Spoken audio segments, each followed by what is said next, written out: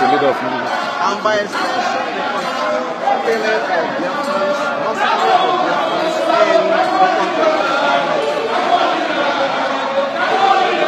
What will you achieve in this demonstration?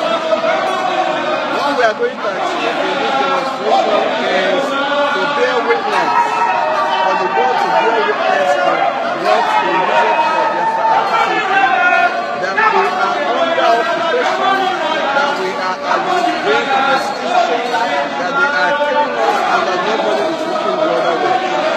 We want to send a signal to the international community that we have the right to defend ourselves and that we have the right to peace. If Finland is released, what is the next step?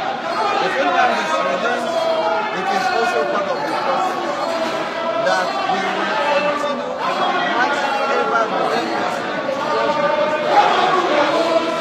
Make no mistake about this. There is no stopping, we are not surrendering.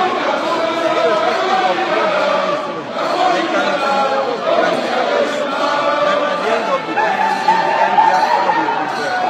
We are not stopping and we are not retreating. And we remain without fear before our enemies.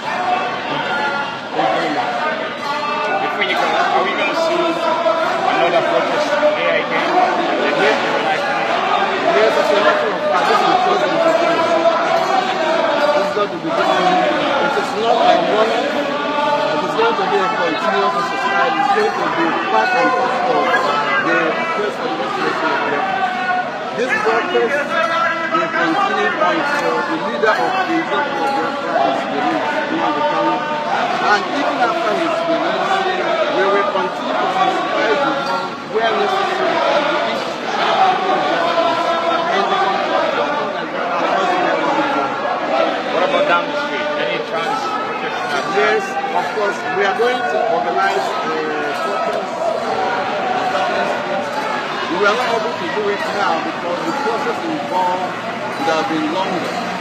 If we had merged it together, we wouldn't have been doing this today. We have been sometime next week and then.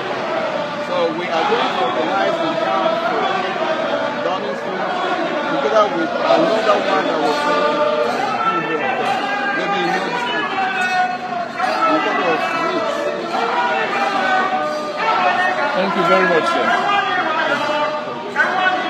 That's the Deputy Director of the Biafra Official before speaking to the journalists in the Nigerian Embassy in London, United Kingdom. Well, you guys can make up this